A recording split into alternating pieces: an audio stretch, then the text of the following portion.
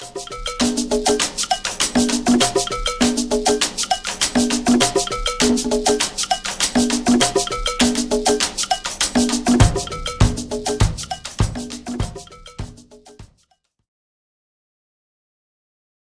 everyone, this is Rachel. Thanks for clicking on my video. Just came in tonight to do a review of Love and Hip Hop Atlanta, the reunion season 5. Now y'all, you know how we've been saying this reunion show haven't been the greatest. I'm gonna tell y'all, the reunion show might not have been good, but Twitter and Instagram tonight, y'all, they was going in. And some of the shit that they were talking about and cracking on, y'all needed to be on Twitter. If you were not, these folks on Twitter, Mona needs to put them on staff. Some of the shit that they brought up, the little polls that they did on what you thought of the show, that shit was hilarious. I'm gonna get to some of it a little later on, but Twitter and Instagram was on fire over all this shit that was going on the show. But let me just start the review. And it's not going to be any particular order because I don't know if I took notes in the order that everything happened. I'll do the best that I can to stay up with what was going on. But the first ones that I want to talk about are Tammy and Waka, and just let's get them out the way. So Nina, the host, was, talking about everything that had gone on with Tammy and Waka throughout the season. She asked if they were still living together. Tammy said no. She talked about all the stuff that's been on Twitter and Instagram with the cheating allegations against Waka. And basically, Tammy said this. She said that everything that we see on Twitter and Instagram may not necessarily be true. Now, I don't know if you guys are aware, but some of the stuff that we've been hearing is that Tammy is pregnant and that they have reconciled. Because I think on the reunion, Nina asked her, did she think that there was a chance for reconciliation? And I don't know if Tammy answered, but I remember Bambi saying that she sees Waka when he's with Tammy, and he does seem to actually love her. But I think in Waka's case, like I said in another video, I think Waka is at that stage where he's out sowing his wild oats.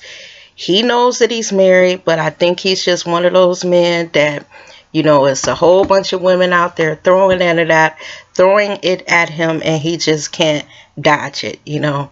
I don't know if Tammy is the type of woman that, if the allegations are true that she's pregnant, can take it. But I think with Waka, he might have a few years to sow his wild oats. They say some men can reform themselves, and I know that they can. I know some who were, hardcore cheaters, but they found that one woman that they really cared about, and they did reform their ways. So there may be hope for Tammy. I just hope if this girl is pregnant that he does, because I think Waka is loving her the best he knows how. But I think that Tammy really cares for him, and if she's pregnant for the sake of their baby, I hope they can get it together. And pretty much with them, that was it. And then the next one that I'm going to talk about is Mimi and Chris and Arian and that whole scene. And I'm just going to talk about Mimi and Chris right off. I think that for Mimi, Chris was just another experience. But I think for Chris, she actually fell for Mimi. They were going back and forth a little bit. Arian was jumping in and, kind of speaking for Mimi. And Chris was like, why are you talking for Mimi? And Arian basically says, this is what Mimi wants me to say. I think Arian should have sat back and let Mimi speak her own piece. At one point, Chris yelled out she didn't even want to be on the fucking show. And Mimi said, well, then why were you? And Mimi, and then Chris just simply said, because I loved you. I think for Chris, where for Mimi, this may have been just an experience that she had, she wanted to swim in the lady pond and she did, and she can go back and forth. But I think for Chris, Chris actually fell in love with Mimi. And it's kind of sad because I don't think Mimi was feeling her all like that. And it just, never ceases to amaze me how Arian is all in Mimi's stuff, which literally I think she may have been. Because I've had best friends, but I'm not all invested in their personal life like that. So I think maybe Mimi and Arian may have had maybe y'all some dealings where they slept together, and maybe Arian is actually secretly in love with Mimi, but she knows that if she tells Mimi maybe her true feelings, it might end that friendship that they had the way that it is. I don't think they'll ever start being friends, but I think if Arian actually tells Mimi how she feels, maybe it'll end the friendship that they know today. And while we're on the subject of Arian, y'all, what the hell was going on with her fucking head? Child, when I was on Twitter, them people, when I tell you they was giving descriptions of Arian's hair, it wasn't bad enough to Chris, the gay woman, told Arian she needs to get her some fucking edges. And what did she say? If you mind your business, maybe you could hold on to your edges or something. That shit was hilarious. That wasn't bad enough. But Twitter, y'all, if y'all was on Twitter tonight and y'all saw all the shit people were saying about Arian's head, how it was a fucked up lace front, how it looked like that it was rubber. One person said that Arian had slicked her. Wait a minute. One person said that she had the Jermaine Jackson slick back. The other one said Arian had slicked her hair down with some lard and then sprayed it with fucking kerosene. They said it looked like it was plastic. Then the pictures of Arian's head. Y'all, I'm about to show y'all some pictures. Y'all about to be tripping. This shit on Twitter tonight had me rolling. Hold on, let me show y'all these pictures. Y'all, what the fuck was Arian thinking? Look at her goddamn head. They got her compared to fucking Dracula. Y'all, this shit was ridiculous. I was like, what is on this girl's mind? And then look at this next picture. Lord, they had it pegged on this one. Y'all, when I tell y'all I was fucking cracking up, this shit was crazy. Think of all the little short haircuts that this girl done had, the little sharp little haircuts. What the fuck was she thinking tonight? And look at the front of that shit. They got that shit glued down all crazy. Arian, girl, are you fucking crazy? No, you didn't go out with your fucking head looking like that. You knew they was gonna come for your ass. Why would you do that? Oh my god, that shit was funny. Did y'all see that shit? Okay, I'm gonna have to move away from that, because when I tell you I was rolling, and half of Twitter and Instagram were too, they went in on Arian, said she gonna have to get it together next season, because they gonna fuck with her about that for a long while. So just moving on, the next one was they talked about the Tommy and Tiara beef, pretty much about Tommy and Tiara when they first met up at that little club, and they got into it, and they were talking about I think Tommy said that Tiara had accused her of giving Scrap a STD or something. And then they talked about the fight that they had. Y'all, why Jessica Dime was talking about how Tommy ain't have on no damn panties. And then she said that that Tommy, they dug in the gutter or went to the ghetto to get her. Now, this from a woman who was just swinging on poles. That's how the season started off, with her in the strip club stripping, and she talking about Tommy not having on panties. I mean, really? And then the whole little thing with Tommy and Tierra over Scrap, you know, it's been rumors that the whole Tommy Scrap relationship was not a real one, that they had did that whole thing for the show. Now, I forgot where I read that at, that Tommy, Tierra, and Scrap were acting out this little love triangle that they had, but the fight, however, was real. So I don't know how much that was an act, because unless they was carrying, like, you know, the baggage from when they were all in the little love triangle, that fight, they were fighting for real. But Jessica Dime talking about calling somebody ghetto, or that they scraped the bottom of the barrel with Tommy, she needs to quit. Like I said in another video, Jessica Dime is like a girl.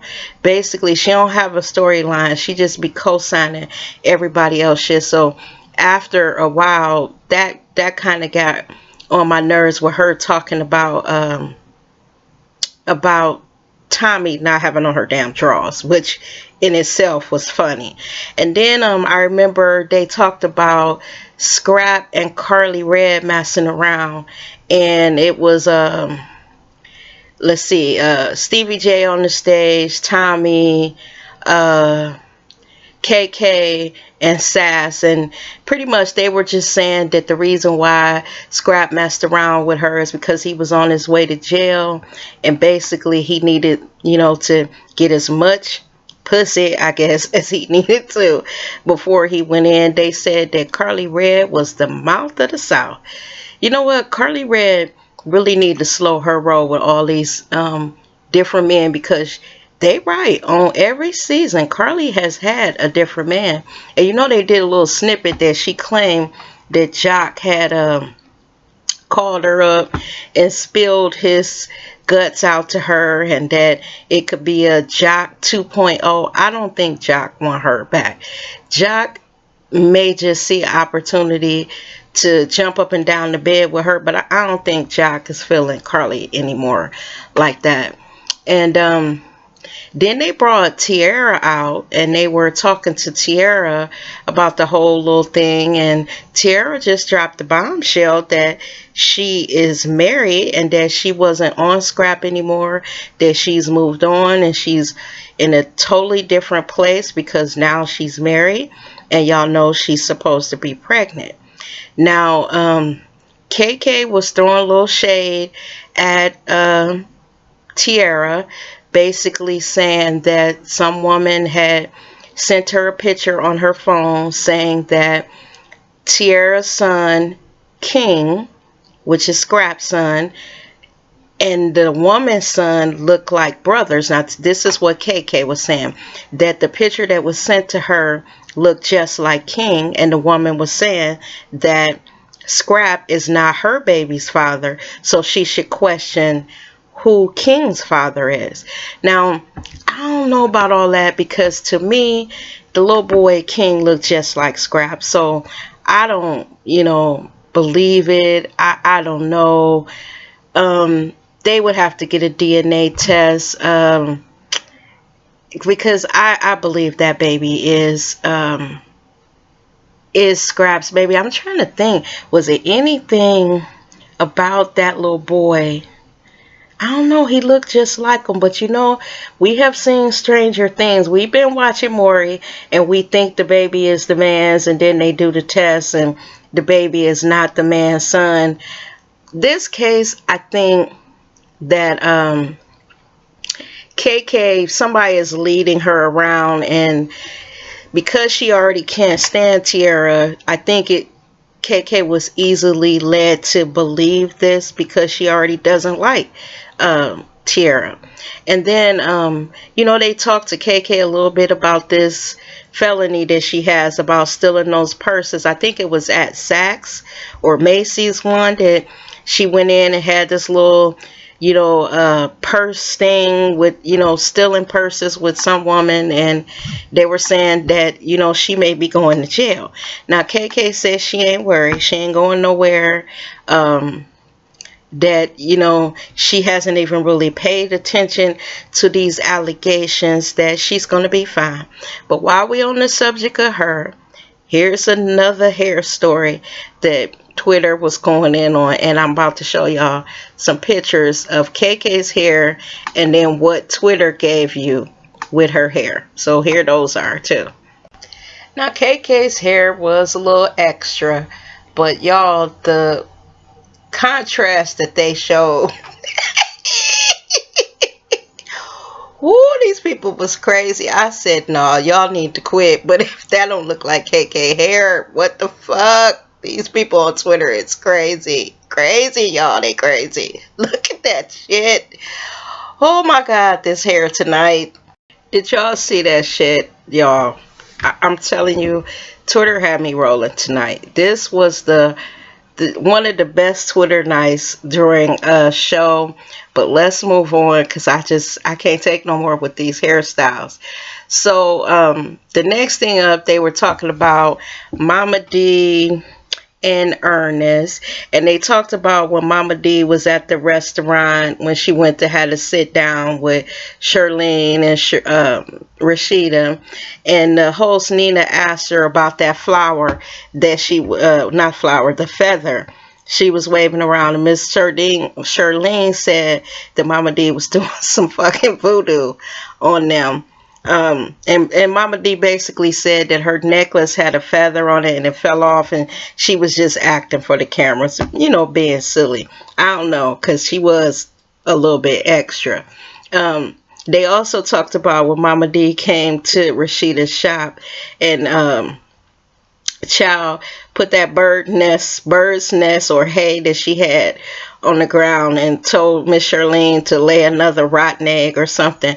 And Mama D, why she said she got that from the dog park where people throw down hay for when they dogs poop. I was like, ugh, Jesus, ugh. Mama D crazy. And she probably wanted to bring some poop to Rashida's store. But they also talked about Ernest, you know, having a serious medical problem. Mama D said that that he had, I think, some blood clots or an aneurysm, and that it was pretty serious. So, you know, breaking away from being silly, I hope Ernest is okay, because even though Mama D crazy and she said that, you know, he ain't bringing no money and all of this, and you know, his sex game ain't up to par, I believe she cares about him. And it seems like Ernest love her crazy ass. You know, these men like these women when they act crazy. So I hope for Ernest's sake he's okay, because for what Mama D said, that what they told her is with his, he could have a, you know, a flare of that blood clot or aneurysm, and before she could call 911, he could be dead. So I hope he's okay. And just moving on from that, the next thing was Carly and the whole Life Jennings and the thing with the ring. And they had asked Life, you know, when Carly fell on the ground, when he gave her that ring, what was he thinking? He said that y'all, these people had me cracking up tonight. He said that he wished she would have stayed her ass down there. And I think he mentioned something about, or Carly said something about, that she thought she was in a relationship and he told her it was an open relationship or something. And when he was trying to explain, when Carly was saying that, you know, you got a girl pregnant while you were with me, and he was trying to explain, Carly kept on talking over him. And I believe that Life was Carly's storyline this year. I don't really believe that it was all a deep relationship like she was trying to make it out to be in the beginning. But she kept on talking over him, so you couldn't hear anything that the man was saying. But in that case, I believe Life, and I don't believe Carly. Carly is all over, and it seemed like the reason why she was talking over him, because she didn't want him to say or get out what he wanted to say. And a lot of times women, we can do that yap, yap, yap, yap, yap, where we talk over a man, and after a while the man is confused and he just like, fuck it. I think in this case, he said just fuck it. And then Carly was being all extra and acting all ghetto, and like everybody on Twitter was saying, she is too old for that. Now I know Carly has got to be in her 40s. She's got to be early to mid 40s. She needs to quit with all that because it makes her look stupid being all extra and acting like she's half her age. I think Carly has a daughter that's like in her 20s or at least late teens, so she like a damn fool. And like everybody said, she looks like a bird. She's been twittering around with somebody on Twitter said Carly done had 80 men since she been on the show. She ain't had 80, but she has had a different man every fucking season.